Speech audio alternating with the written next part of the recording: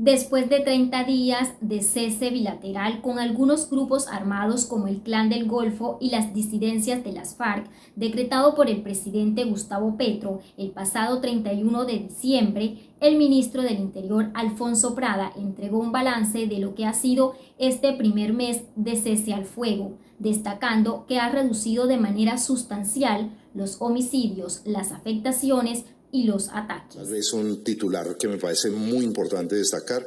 Se ha reducido en forma sustancial los ataques, las afectaciones, los asesinatos, los homicidios y los heridos de nuestras Fuerzas Armadas, y también se han reducido sustancialmente en un porcentaje muy alto que voy a describir la muerte de civiles en medio de este conflicto en los territorios más afectados por la violencia originada por los grupos con los cuales se ha decretado el cese bilateral.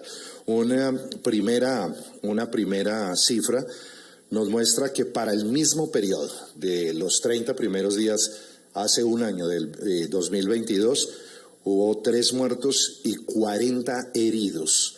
3 muertos y 40 heridos. Para este periodo, esa cifra asciende a 12 afectaciones. Hay 3 personas muertas, 2 del Ejército, 1 de la Armada, y 9 personas heridas. Es decir, ha habido tan solo 12 afectaciones, de 43 se disminuyó a 12, lo que muestra una baja sensible. Sin embargo, el titular de la cartera del Interior dejó claro que aunque existe un cese bilateral, con lo único que no hay cese y hay una ofensiva permanente es con el narcotráfico, el contrabando, la extorsión y la minería ilegal.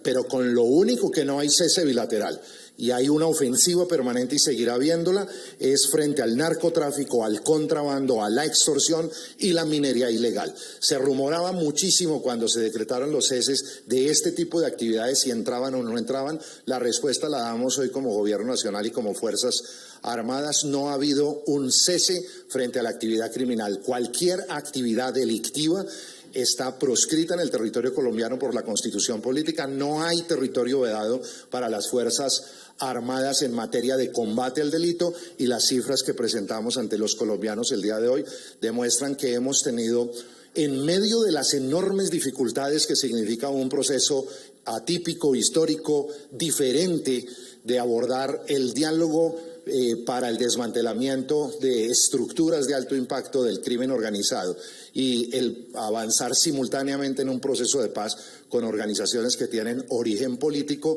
A pesar de las enormes dificultades que conoce el país, los resultados que podemos mostrar hoy son satisfactorios en materia de protección de la vida de los integrantes de la fuerza pública, en materia de la vida de los colombianos y en materia de operaciones y actividades en contra de los delincuentes en Colombia. Estas declaraciones del ministro del Interior se conocen al término de un Consejo de Seguridad en el que participaron el presidente de Colombia, Gustavo Petro, el jefe de despacho presidencial, Laura Saravia, los ministros del Interior, Prada, de Defensa, Iván Velázquez, y el comisionado para la paz, Danilo Rueda, y la cúpula militar.